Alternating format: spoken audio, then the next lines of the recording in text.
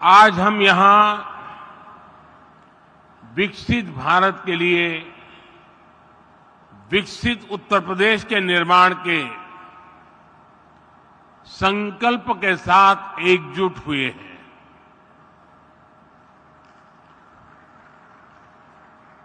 और मुझे बताया गया कि इस समय टेक्नोलॉजी के माध्यम से हमारे साथ यूपी की 400 से ज्यादा विधानसभा सीटों पर लाखों लोग इस कार्यक्रम के साथ जुड़े हुए हैं। जो लोग टेक्नोलॉजी से इस कार्यक्रम में जुड़े हैं, मैं मेरे इन सभी परिवारजनों का भी हृदय से स्वागत करता हूं। 7-8 वर्ष पहले हम सोच भी नहीं सकते थे कि उत्तर प्रदेश में भी निवेश और नौकरियों को लेकर ऐसा माहौल बनेगा। चारों तरफ अपराध, दंगे, छीना झपटी, यही खबरें आती रहती थी। उस दौरान अगर कोई कहता कि यूपी को विकसित बनाएंगे तो शायद कोई सुनने को भी तैयार नहीं होता, विश्वास करने का तो सवाल ही नहीं था। लेकिन आज देखिए, लाखों करोड़ रुपए का निवेश उत्तर प्रदेश की धरती पर उतर रहा है। और मैं उत्तर प्रदेश का सांसद हूं और मेरे उत्तर प्रदेश में जब होता है तो मुझे सबसे ज्यादा आनंद होता है।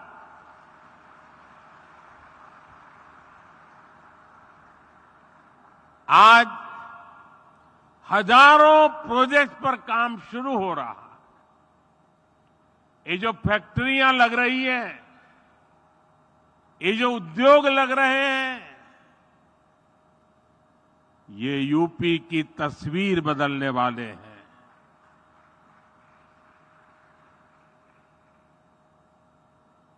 मैं सभी निवेशकों को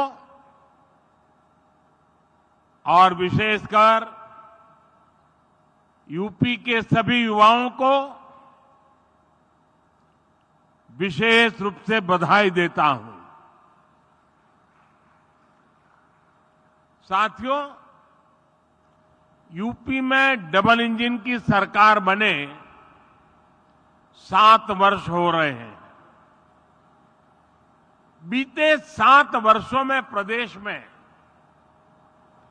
रेड टेप का जो कल्चर था, उस रेड टेप के कल्चर को खत्म करके रेड कारपेट कल्चर बन गया है। बीते 7 वर्षों में यूपी में क्राइम कम तो हुआ, बिजनेस कल्चर का विस्तार हुआ।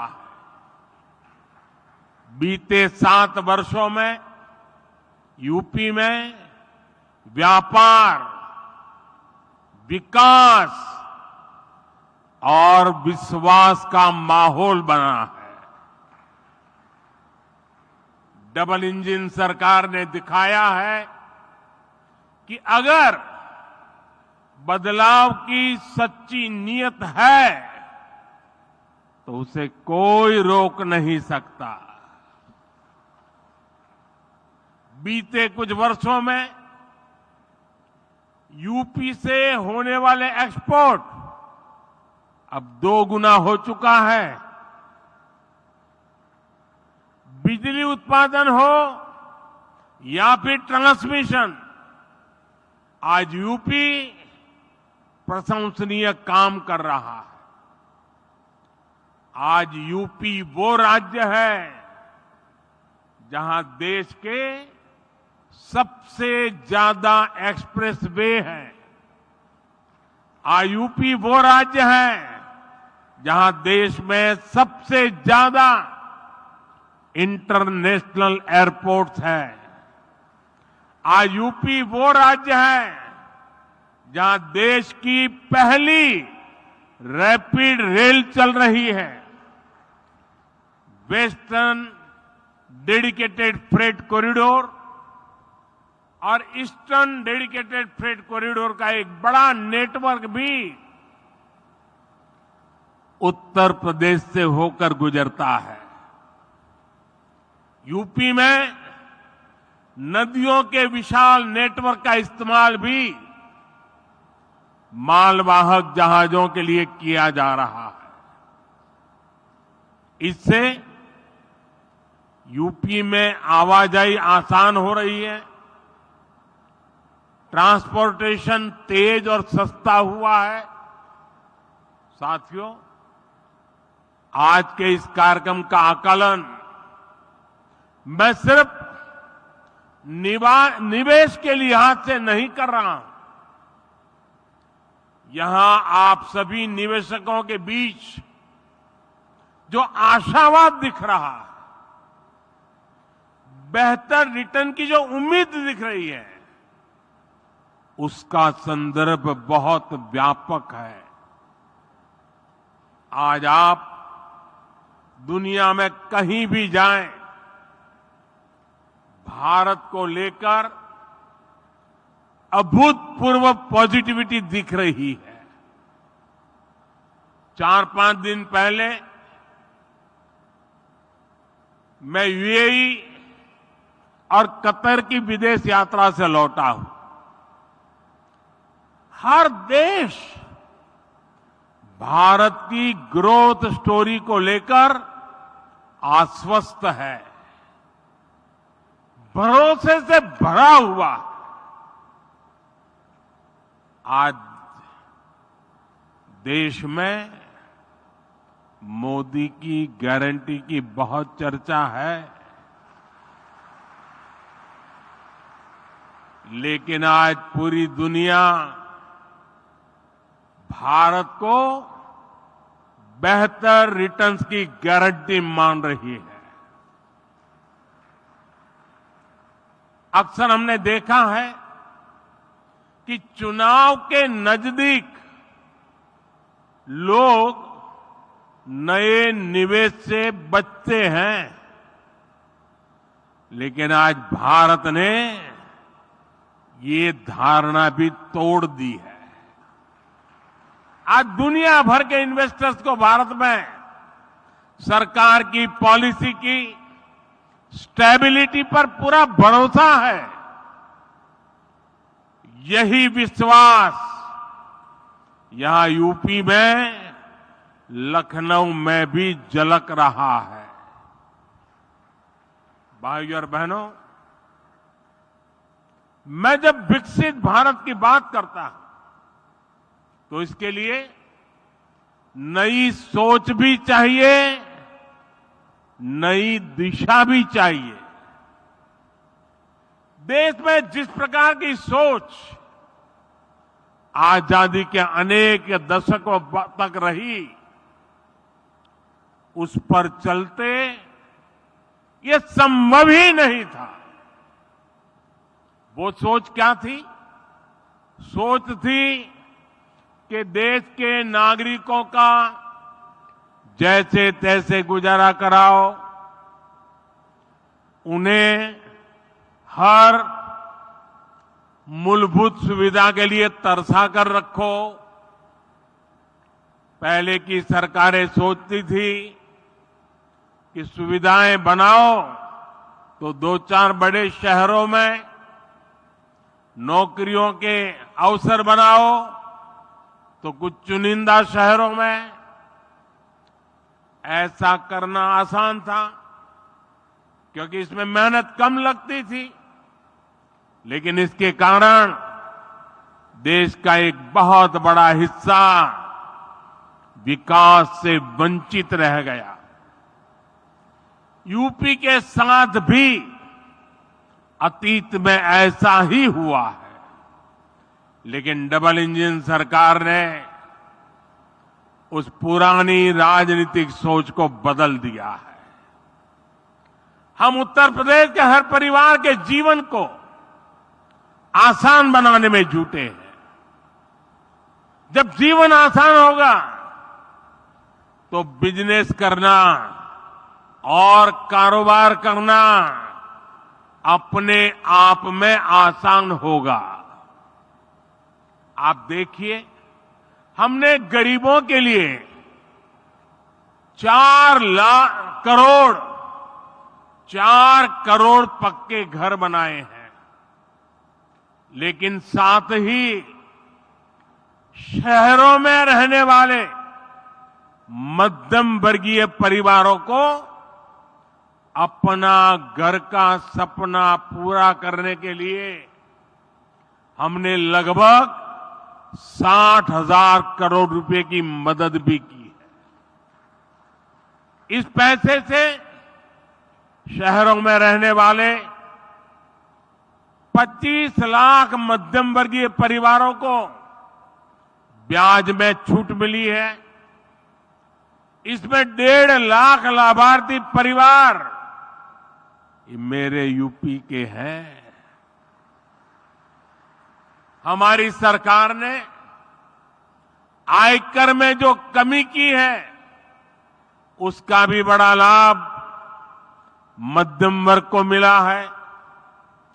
2014 से पहले सिर्फ 2 लाख रुपए की आय पर ही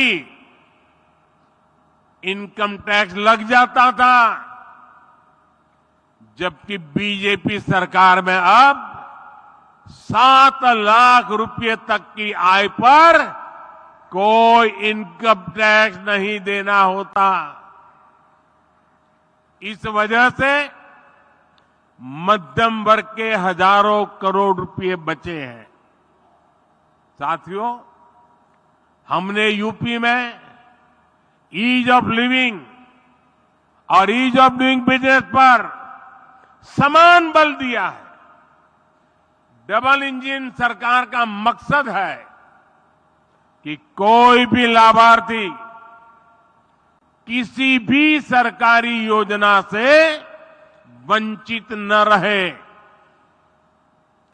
हाल में जो विकसित भारत संकल्प यात्रा हुई है, इसमें भी यूपी के लाखों लाभार्थियों को उनके घर के पास ही योजनाओं से जोड़ा गया है।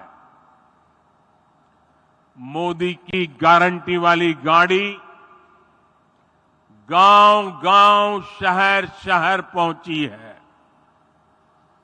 सैचुरेशन यानी 100% लाभ जब सरकार अपनी तरफ से लाभार्थियों तक पहुंचाती है तो वही सच्चा सामाजिक न्याय है। यही सच्चा सेक्युलरिज्म है। आप याद करिए, भ्रष्टाचार और भेदभाव का एक बहुत बड़ा कारण क्या होता है। पहले की सरकारों में लोगों को अपने ही लाभ पाने के लिए लंबी लंबी लाइनें लगानी पड़ती थी। एक खिड़की से दूसरी खिड़की तक कागज लेके भागदौड़ करनी पड़ती थी।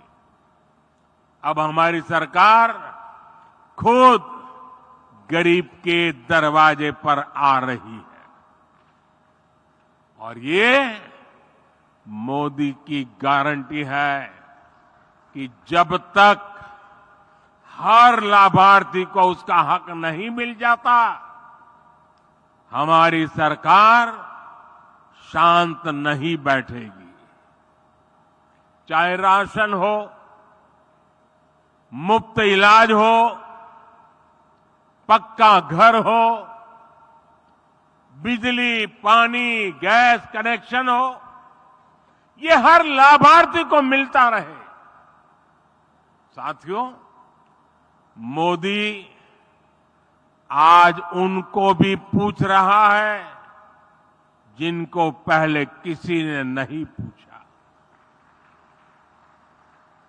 शहरों में हमारे जो रेहड़ी पटरी ठेले वाले भाई बहन होते हैं, पहले इनकी मदद करने के बारे में किसी सरकार ने नहीं सोचा। इन लोगों के लिए हमारी सरकार पीएम स्वनिधि योजना लेकर आई।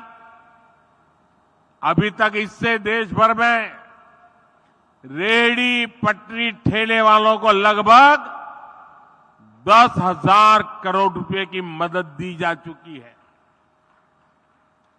यहां यूपी में भी 22 लाख रेहड़ी पटरी ठेले वाले साथियों को इसका लाभ मिला है।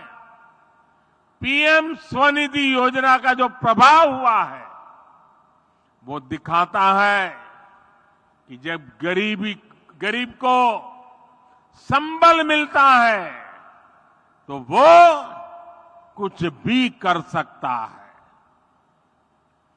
पीएम स्वनिधि योजना के अध्ययन में एक बहुत महत्वपूर्ण बात सामने आई है कि स्वनिधि की सहायता प्राप्त करने वाले साथियों को वार्षिक कमाई में औसतन 23,000 रुपये की अतिरिक्त वृद्धि हुई है।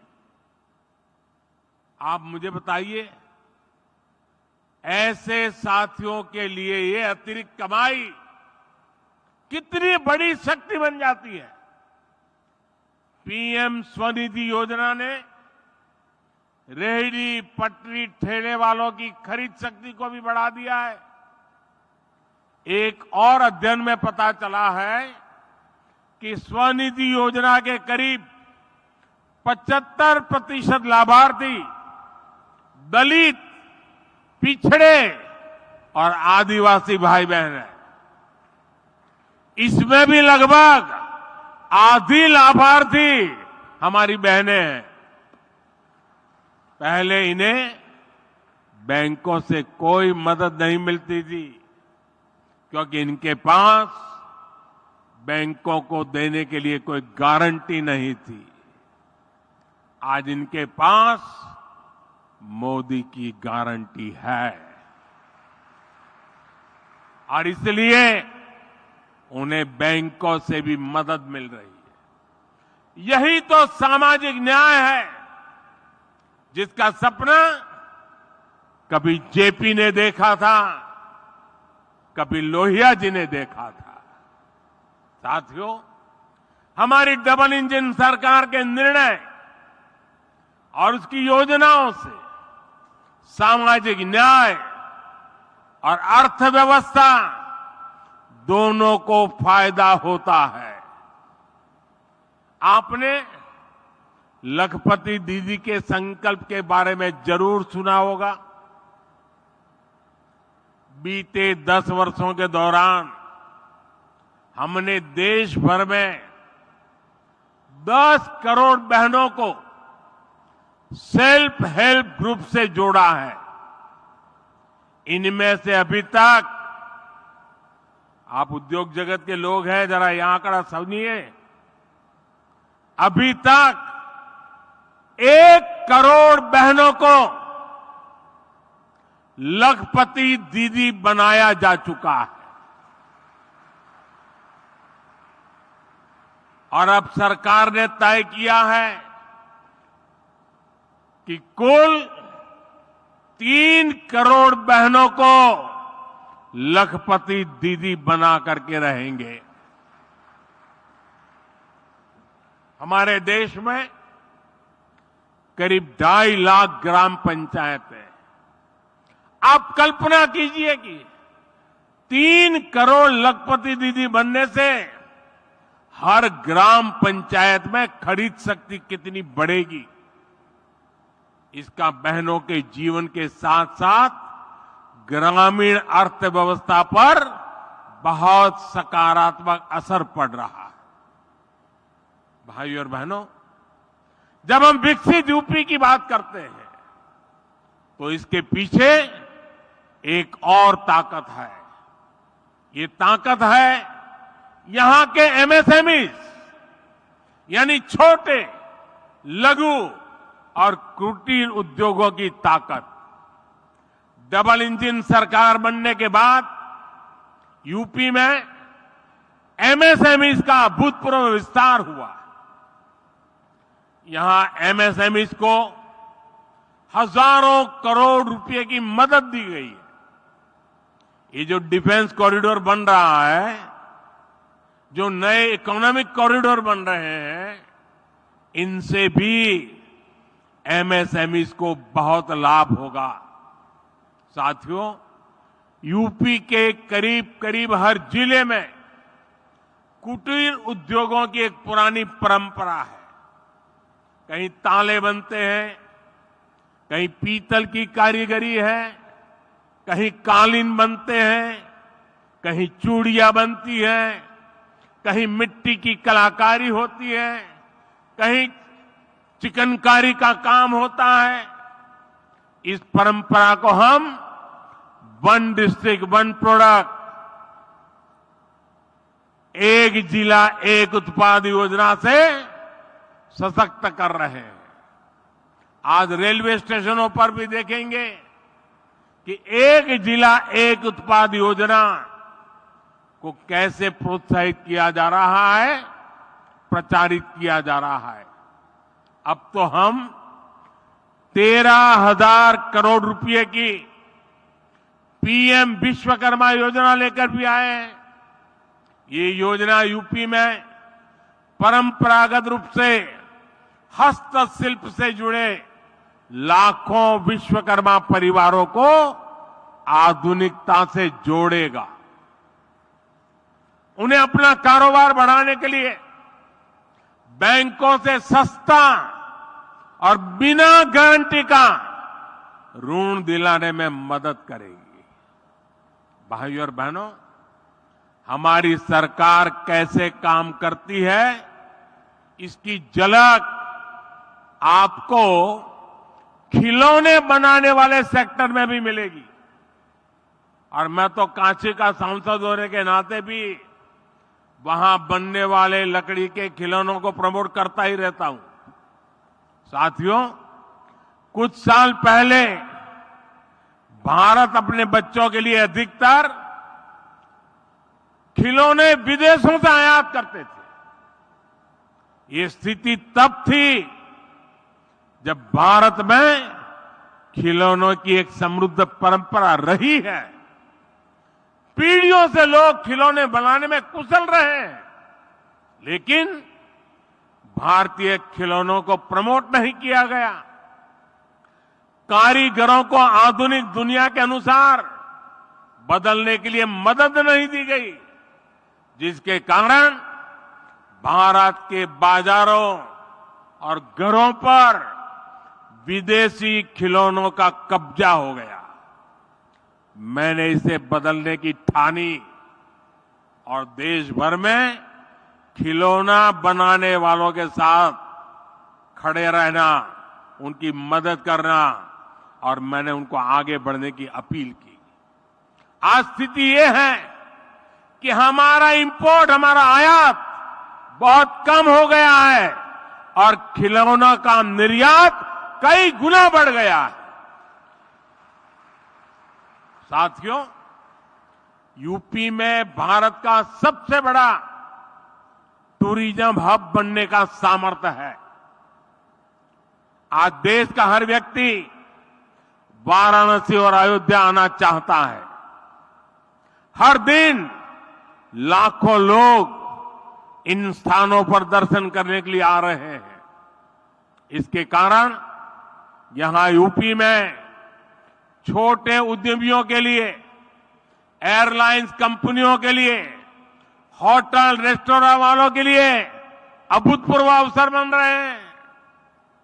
और मेरा तो एक आग्रह है, मैं देश के सभी टूरिस्टों से आग्रह करता हूं, देश के सभी यात्रियों से आग्रह करता हूं कि आप जब टूर पर जाने का बजट बनाएं तो उसमें से 10% बजट जिस जगह पर जा रहे हैं वहां से कुछ न कुछ खरीदने के लिए रखें।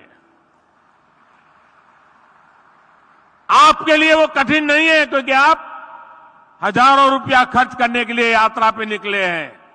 अगर उसमें 10% जिस जगह पे जा रहे हैं वहां की लोकल चीज खरीदेंगे, वहां की इकोनॉमी आसमान को छूने लग जाएगी। मैं इन दिनों एक और बात कहता हूं, ये बड़े बड़े धनी लोग बैठे हैं ना, उनको जरा ज्यादा चुभती है, लेकिन मैं आग्रह से कहता रहता हूं।